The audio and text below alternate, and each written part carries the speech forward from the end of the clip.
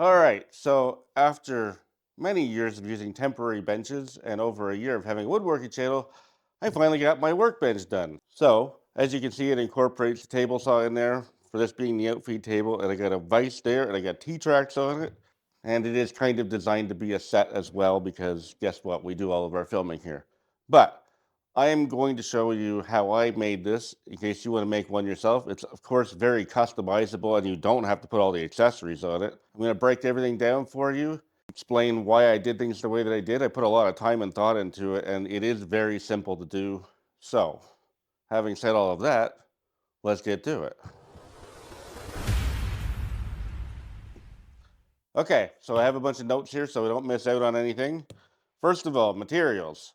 What did I use to build it? It's 8 feet for the top and it's 10 feet for the bottom because the saw takes up 2 feet of space, so you get that. I used MDF for the top and the front and the bottom. Basically, it's about 2 sheets. It's kind of an oddball measurement. Mine is 30 inches and it's overall 32.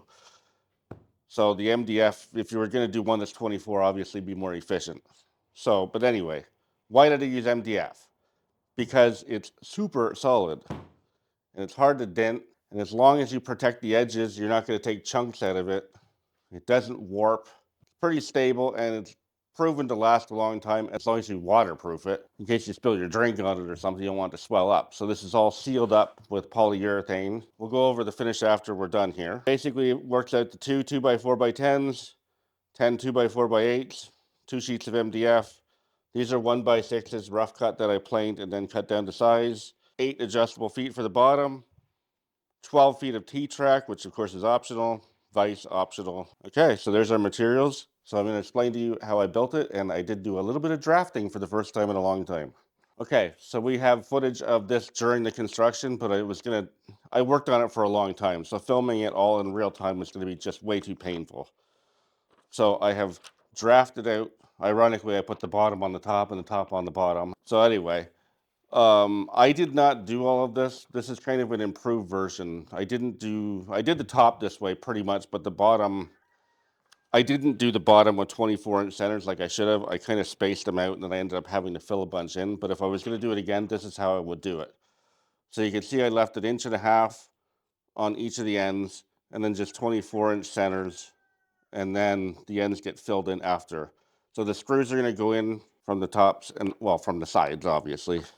And then the same thing with the bottom. The bottom's 8 feet, that's 10 feet. You can see the dimensions on there. The top is 16-inch centers. So 16 in from the edge and across, you get it.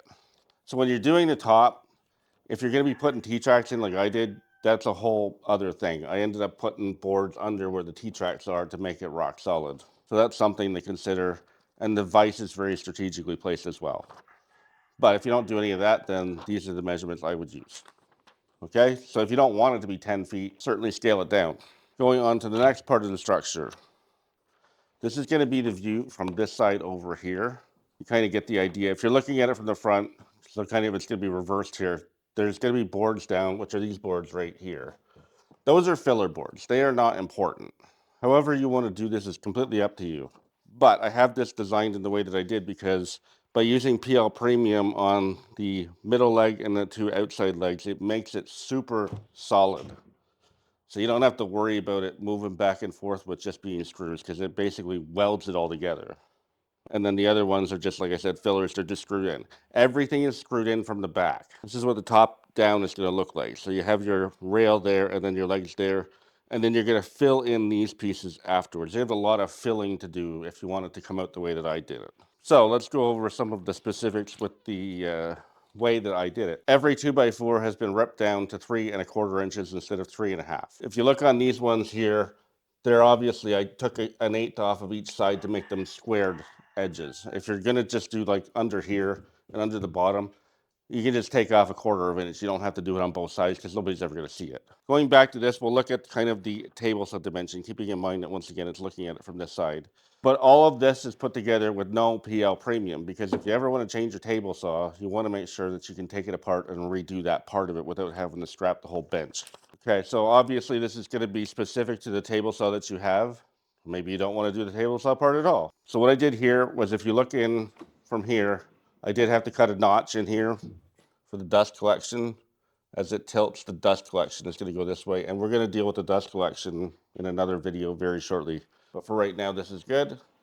So what I did specifically with the table saw was I made it the exact height from the top down to this bottom board.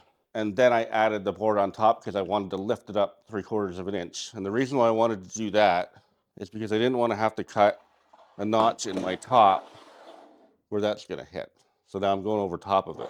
And then if I want to use it as an outfeed table, I just grab a 3/4 inch piece and it's going to be even with the table saw. Okay, that's pretty simple. So all I did with the boards here was I cut the bottom one and then I screwed it down. And then the one on top, I screwed through the bottom up into it. I made these to fill in. I just didn't want to do that before I showed you what I was doing. So as I alluded to earlier, the top is just basically a 1x6 that I cut down, and I cut it a little bit bigger. I think I cut it to 4.5 or something like that, just so it would cover everything up. And this way, like with all the benches that I do, if you want to use a clamp, you have something to clamp it to. So as I mentioned before, we get the feet levelers on there because if you look down on this side, it's considerably lower because the floor drain is right there. And I want it to be nice and level, just like my miter station is. So we will link to the leveling feet below. Okay, one of the things that I would recommend putting more thought into, if I had hindsight on this one, is when I put the vise in, I have the board running the whole way across, so the T-track would be in there. And just by the way, the T-track is all that's holding the top down, and there's a lot of screws in there. So I ended up using 2-inch screws because that's what I had available. They give you these little dinky little screws. Don't use those because you'll just end up ripping the T-track up. So I ended up having to chisel out a bunch there. Not really that big of a deal, but if I had to do it again, I would anticipate that. That way I wouldn't have to crawl under there and chisel it all out. So this is what the plan is with the vise. So I got this particular kind of vise because it has that. Now if I do that, I fasten this in place here, fasten that, holds the board in there nice. So if I want to use a sander or a planer or whatever, I don't have to worry about the board moving around. So that's what that's all about. This T-track is not something that I can use with these. This is just going to stay in there, and it's purely for the vise. Okay, these ones are for these guys. So if I want to clamp something down, you get it. And also, of course, you slide them all the way across here. So if you want to pinch something against there and have it butt up against there or hold it for you, you get the idea. So we do have electricity in the bench. As you can see, I haven't wired it in yet, but we have a white 12 gauge wire there for a 20 amp circuit that I'm going to put into a receptacle there because I want to be able to run my welder and maybe a planer. So I figured might as well put 20 amps in here as well because we will have a vacuum hooked up to go with the table saw. There's a plug right there, and then there's a vacuum switch right there. So when the table saw comes on, the vacuum will come on. Once again, we'll do that in the next video for the dust control. So the other thing here, why did I leave it wide open back here? Because basically I want to just be able to use either a leaf blower or the air compressor and open up that door and just blow all the sawdust right outside that comes into here. And then use these guys underneath where I have space. Because if you want to blow all the dust out, you just pull them out, and because they got lids on them, you're all good to go. This is what I used as the adhesive. Once again, for the top and bottom of the legs to make it rock solid, PL Premium.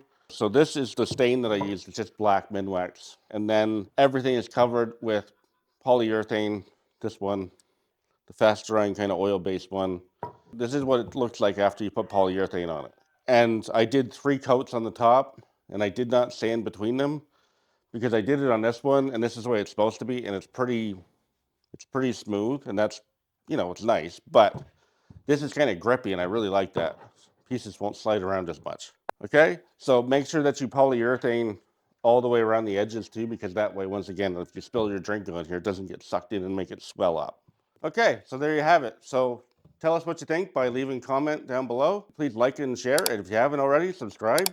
Help us get to 12,000, getting closer. And if you feel like you got value out of this and want to help us out, you can use our Buy Me a Coffee link and give us a small donation. Anyway, thanks for watching.